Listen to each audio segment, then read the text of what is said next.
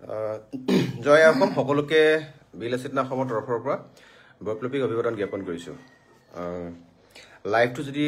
অসমৰ ৰাইজে দেখা পাইছে এবাৰ কোনোবাজনে কমেণ্ট কৰি দিলে ভাল হ'ব। এটা বিশেষ সেন্সিটিভ বা এটা স্পৰ্শকাতৰ বিষয় অৱগত কৰিবলৈ গৈছোঁ। আমাৰ লগত আছে বিলাসিতা অসম কেন্দ্ৰীয় সমিতিৰ যুটীয়া তথ্য আৰু প্ৰচাৰ সচিব মাননীয় তপন কুমাৰ শৰ্মা ডাঙৰীয়া। কোনোবা যদি আমাৰ লাইভটো চাই আছে এবাৰ যদি এটা ৰেছপন্স দিয়ে চাই আছোঁ হয় দেখি আছোঁ বুলি যদি ৰেছপন্স দিয়ে তেতিয়াহ'লে আমাৰ কথাখিনি কণ্টিনিউ কৰিবলৈ ভাল হ'ব। কোনোবা এজন বা দুজনে যদি কণ্টিনিউ কৰি দিয়ে।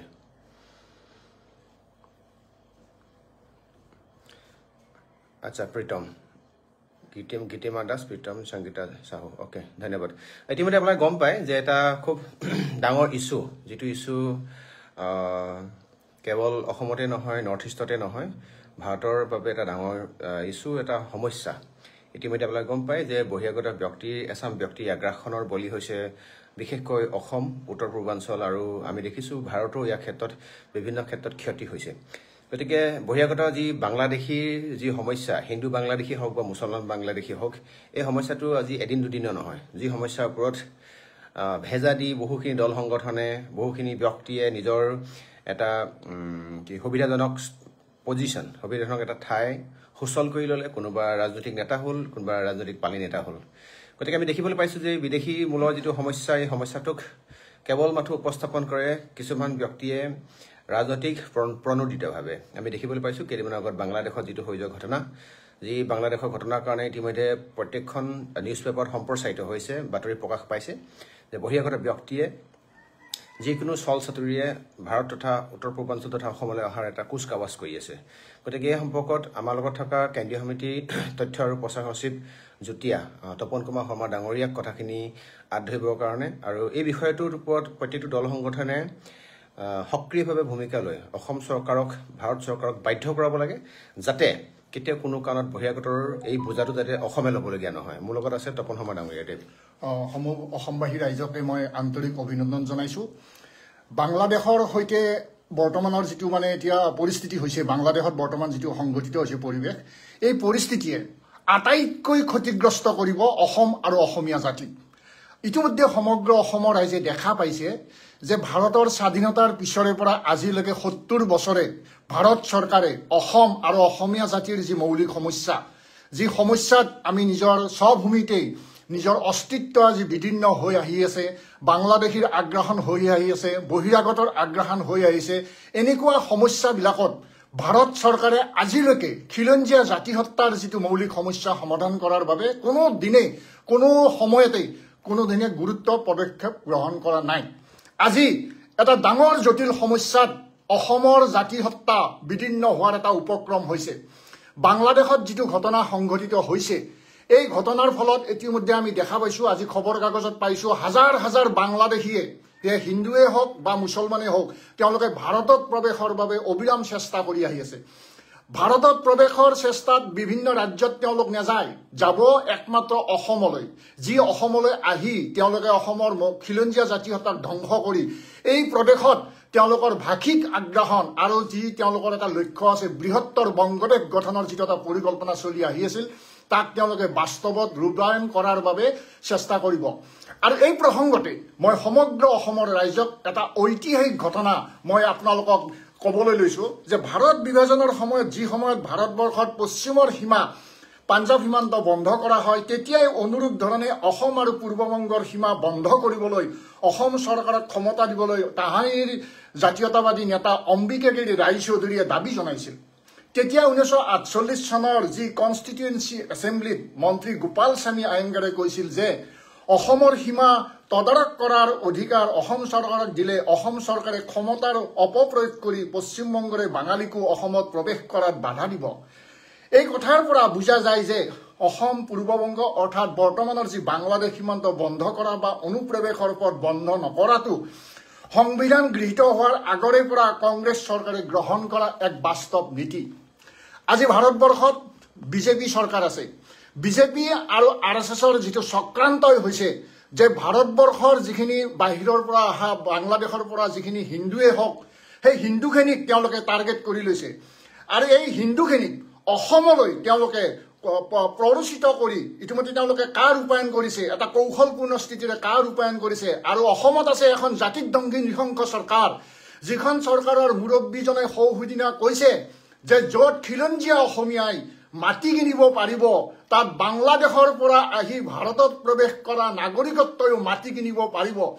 এনেকুৱা এজন নৃশংস মুখ্যমন্ত্ৰী এনেকুৱা এজন জাতিক দংগী মুখ্যমন্ত্ৰী অসমৰ শাসনত থকাৰ পিছত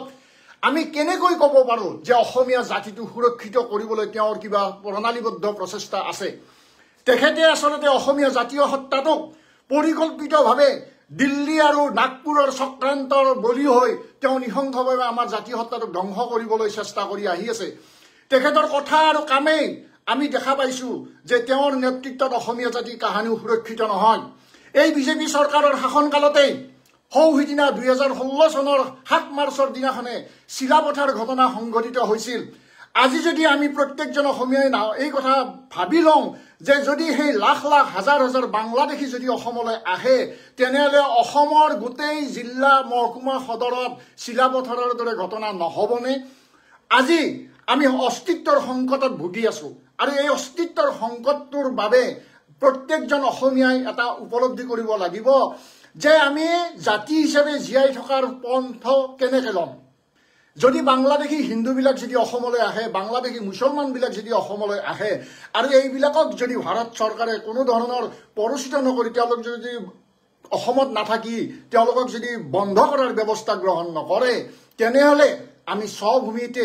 আমি খিলঞ্জীয়া জাতি হিচাপে বিদীৰ্ণ হৈ যাম নিশ্চিন্ন হৈ যাম আমাৰ যি ভাষা আছে যি ঐতিহ্য আছে যি সংস্কৃতি আছে এইও আমাৰ কালৰ ফটত নিশেষ হৈ যাব আজি দুখ লাগিছে যে যিখন ভাৰত চৰকাৰে পশ্চিমৰ সীমান্তত পাকিস্তানী সন্ত্ৰাসবাদী আহিলে তেওঁলোকে গুলিয়াবলৈ নিৰ্দেশ দিয়ে আজি বাংলাদেশ সীমান্তত থকা হাজাৰ হাজাৰ বাংলাদেশীবোৰক তেওঁলোকে গুলিয়াবলৈ কিয় নিৰ্দেশ দিব পৰা নাই কিয় ভাৰত চৰকাৰৰ গৃহমন্ত্ৰীয়ে আজি এটা বাস্তৱ কঠোৰ সিদ্ধান্ত গ্ৰহণ কৰিব পৰা নাই আমাৰ জাতীয় সত্তাটোক নিষেধ কৰিবলৈ তেওঁলোকে কিয় পৰিকল্পিতভাৱে চেষ্টা কৰিব লগা হৈছে আমি ভাৰতৰ স্বাধীনতা সংগ্ৰামত অংশগ্ৰহণ কৰা নাছিলোঁ নেকি আমাৰ পিয়লি ফুকন নিহত হৈছিল আমাৰ কনকলতা শ্বহীদ হৈছিল আমাৰ অসমৰ হাজাৰ হাজাৰজন স্বাধীনতা সংগ্ৰামীয়ে অংশগ্ৰহণ কৰিছিল ভাৰতৰ স্বাধীনতা সংগ্ৰামত কিন্তু ভাৰতৰ পৰা আমি আজি কাল পালোঁ কি 1946-47 চনত তেওঁলোকে গ্ৰুপিঙত অন্তৰ্ভুক্ত কৰি আমাৰ স্বাধীনতা প্ৰিয় যিটো জাতীয় সত্তা আছিল তাক চিৰদিনৰ বাবে নিষেধ কৰা হৈছিল কিন্তু তাৰ পিছতো আমি ভাৰতৰ লগত যুক্ত হৈ থাকি অসমৰ যি প্ৰধান সম্পদ খাৰুৱা তেল বনজ সম্পদ সকলো সম্পদ তেওঁলোকে লুটি পুটি নি আজি আমাৰ জাতীয় সত্তাটো কিয় চক্ৰান্তমূলকভাৱে নিষেধ কৰিবলৈ আগবাঢ়ি আহিছে এই এটা ডাঙৰ প্ৰশ্ন সেইবাবে আমাৰ কিছুমান তৰুণ প্ৰজন্মৰে হওক বা কিছুদিন আগতে 1979-80 চনৰ যিটো এটা সহস্ৰ বিপ্লৱ হৈছিল তেওঁলোকে কৈছিল যে আমাক স্বাধীন অসম লাগে যদি আজি ভাৰতীয় জাতীয় সত্তাটোৱে আমাক এনেকৈ নিষেধ কৰাৰ বাবে চেষ্টা কৰে বাংলাদেশৰ অবিৰত প্ৰব্ৰজনৰ দ্বাৰাই আমাৰ জাতীয় সত্তাটোক যদি ধ্বংসৰে পৰিকল্পনা কৰি থাকে তেনেহ'লে আমি আত্মৰক্ষাৰ বাবে নতুন কিবা পৰিকল্পনা গ্ৰহণ কৰিব লাগিব এয়া চিৰসত্য হে আমি বীৰ লাচিত সেনাৰ মঞ্চৰ পৰা অসম চৰকাৰক আৰু ভাৰত চৰকাৰক এটা আহ্বান জনাওঁ যে কোনো বাংলাদেশী হিন্দুৱে হওক বা মুছলমানে হওক যাতে সীমান্ত পাৰ হৈ অসমলৈ আহিব নোৱাৰে তেওঁলোকক BSFক নিৰ্দেশ দিয়ক যে কোনো বাংলাদেশী হিন্দুৱে অসমত প্ৰৱেশ কৰাৰ কোনো দৰকাৰ নাই তেওঁলোকক যোৰ ৰাজ্য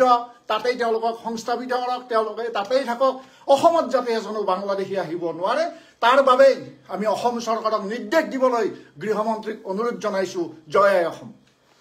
ইতিমধ্যে কথাখিনি তপন শৰ্মা ডাঙৰীয়াৰ পৰা আপোনালোকে স্পষ্টকৈ শুনিবলৈ পালেই যে তেওঁ গোটেই কথাখিনি স্পষ্টকৈ ব্যক্ত কৰিলে সদৌ অসমবাসীলৈ যে আহি থকা অনাগত দিনত যি অশনি সংকেত হোৱাৰ যি পৰিক্ৰমা এই পৰিণতি কেনেকুৱা হ'বগৈ ইতিমধ্যে অসমৰ ৰাইজে গম পাইছে যে যিটো এটা পেপুৱা জাতি যিটো জাতিয়ে আপোনাৰ কেৱল সুবিধা চাই তেওঁলোকে চল চাই তেওঁলোকে কঠীয়া পাৰিব বিচাৰে গতিকে বীৰ লাচিত সেনা অসমৰ মজিয়াৰ পৰা এইটো স্পষ্টকৈ কৈ দিয়া হৈছে আৰু অসম চৰকাৰক ভাৰত চৰকাৰক এটা প্ৰশ্ন আমাৰ ফালৰ পৰা আছে বীৰ লাচিত সেনা অসমৰ তৰফৰ পৰা আপোনালোকে শুদ্ধ এখন NRC আপোনালোকে প্ৰস্তুত কৰিব নোৱাৰিলে তাৰোপৰি মোৰ এটা প্ৰশ্ন এটা সুধিবলগীয়া আছে আপোনালোকক যে আপোনালোকে এজনো বাংলাদেশী বিদেশীক খেদিব নোৱাৰে এজনো বাংলাদেশী আপোনাৰ বিদেশী মুছলমানে হওক সি হিন্দুৱে হওক আপোনালোকে খেদিব নোৱাৰে কিন্তু এজনো আহিব নোৱাৰা ব্যৱস্থা কিয় কৰিব পৰা নাই এতিয়া আমি দেখিছোঁ যে পাকে প্ৰক্ৰান্তে বহিৰাগত ব্যক্তিয়ে বিভিন্ন ধৰণে নদীয়েদি পাৰ হৈ হ'লেও বা BSFৰ হাতত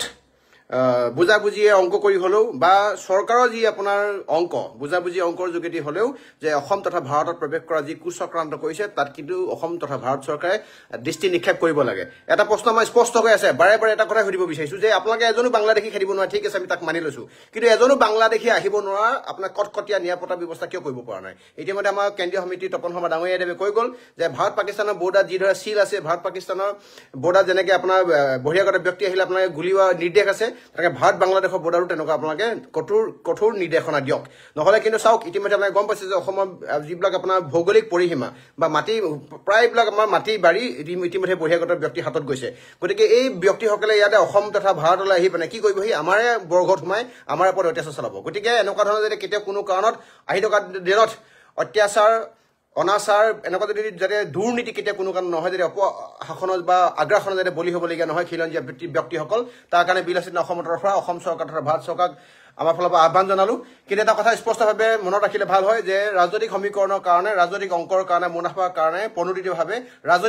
এনেকুৱা ধৰণৰ অংক কৰিলে আহি থকা দিনত কিন্তু জাতি কেতিয়াও কোনো কাৰণে বাচি নাথাকে গতিকে মই এটা শ্লোগান আপোনালোকক আওৰাই দিব বিচাৰিছো এইখন চৰকাৰে কেৱল অসমীয়া আৱেগ অনুভূতি আপোনাৰ আজৰি আনিছিলে কেৱল জাতি মাটি আৰু ভেটি কথা কয় গতিকে জাতি মাটি আৰু ভেটি শ্লোগান দিয়া চৰকাৰখনক আকৌ এবাৰ মানে হকিয়াই দিব বিচাৰিছো উনুকিয়াই দিব বিচাৰিছো মনত পেলাই দিব বিচাৰিছো যে জাতি মাটি আৰু ভেটি কথা কোৱা সময়ত আপোনালোকে এটা স্পষ্টকৈ কৈ দেখাওক যে আপোনালোকে জাতীয় চৰকাৰ এখন অসমৰ মাটি আৰু ভেটি কেনে ভবা বা চিন্তা কৰা এখন চৰকাৰ গতিকে নহ'লে কিন্তু আহি থকা দিনত বিলাসিত অসমৰ আপোচবিহীন যাত্ৰাৰে কেতিয়া কোনো কাৰণত এজনো বাংলাদেশী ই হিন্দু হওক বা মুছলমানে হওক কাৰো বুজা ল'ব নোৱাৰে ধন্যবাদ জয় অসম